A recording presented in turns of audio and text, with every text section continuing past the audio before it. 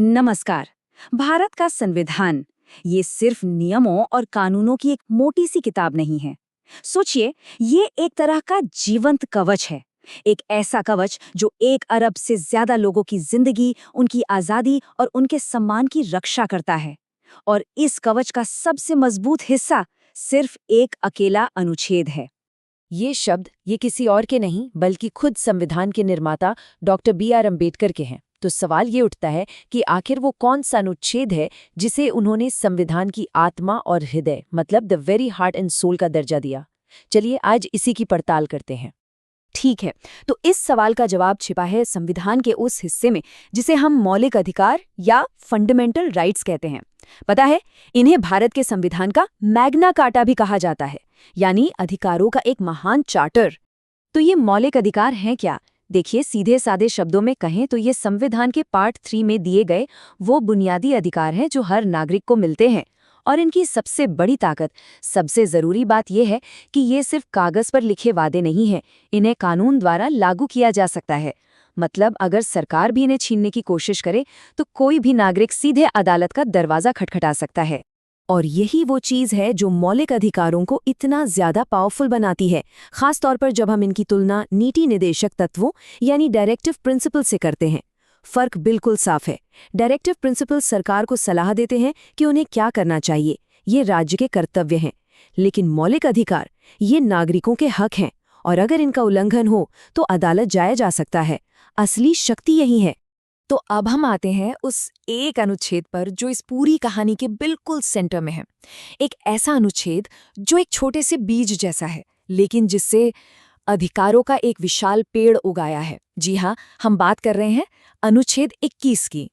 Screen पर देखिए, ये देखने में कितना सरल लगता है ना? प्राण और दैहिक स्वतंत्रता का संरक्षण, बस चंद शब्द।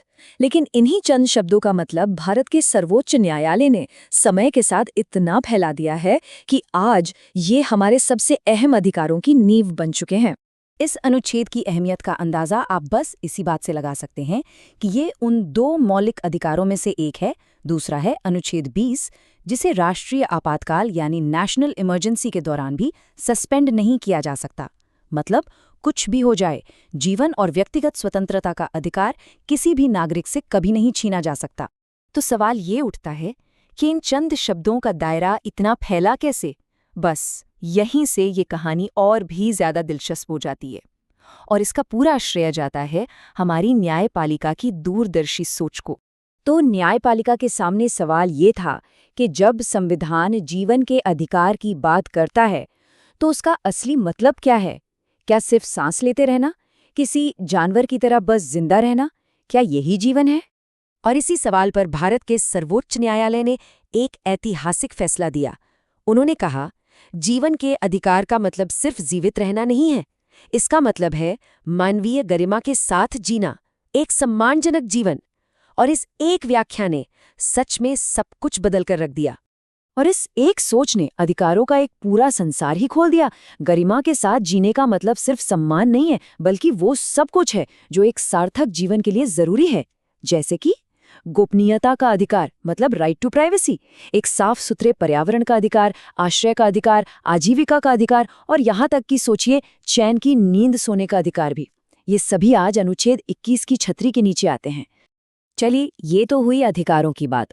लेकिन अधिकार तब तक तो सिर्फ कागज पर ही है जब तक उन्हें लागू करवाने का कोई तरीका न हो, है ना? तो अगर इन अधिकारों का उल्लंघन होता है तो एक आम नागरिक क्या कर सकता है? वो कौन सी शक्ति है जो इन अधिकारों की रक्षा करती है? और इसका जवाब हमें वापस उसी सवाल पर ले आता है जहां से हमने ये सब शुरू किया था। डॉक्टर अंबेडकर ने जिसे संविधान की आत्मा और हृदय कहा था, वो कोई और नहीं बल्कि अनुच्छेद 32 है, यानी संवैधानिक उपचारों का अधिकार। यही है वो असली शक्ति जो हर नागरिक को अपने मौलिक अधिकारों की रक्षा के लिए सीधे सर्वोच्च न्यायालय जाने का हक देती है। इस अनुच्छेद के तहत न्यायालय के पास 5 ब्रह्मास्त्र हैं जिन्हें रिट यानी वृत्स कहा जाता है। आप इन्हें वो औजार समझ सकते हैं जो नागरिकों के हाथ में दिए गए हैं। किसी की गैर कानूनी गिरफ्तारी को चुनौती देनी हो या किसी सरकारी अधिकारी को उसकी ड्यूटी याद दिलानी हो, ये रिट सुनिश्चित करते हैं कि अधिकार सिर्फ किताब में न रहें बल्कि हकीकत बने। तो ये पूरी कहानी हमें क्या सिखाती है? यही कि भारत का संविधान किसी म्यूजियम में रखा हुआ कोई पुराना धूल खाता दस्तावेज नहीं है। नहीं, ये एक जीवंत, सांस लेता हुआ ढांचा है। ये समय के साथ बढ़ता है, बदलती दुनिया की ज़रूरतों के हिसाब से खुद को ढालता है। अनुच्छेद 21 का एक छोटे से बीज से अधिकारों का इतना विशाल पेड़ बन जाना इसका सबसे बड़ा सबूत है। और यही इसकी असली ताकत है, हमेशा प्रासंगिक बने रहना। तो ये हमें एक आखिरी विचार पर छोड़ जाता है। जैसे जैसे दुनिया और तकनीक बदल रही है, गरिमा के साथ जीवन के इस अधिकार में भविष्य में और कौन से नए पहलू जुड़ने चाहिए? शायद डेटा प्राइवेसी का अधिकार, या फिर डिजिटल दुनिया में सम्मान से जीने का अधिकार? ये सोचने वाली बात है, क्योंकि संविधान की यह कहानी लगातार लिखी जा रही है और ये एक ऐसी बातचीत है जो कभी खत्म नहीं होती।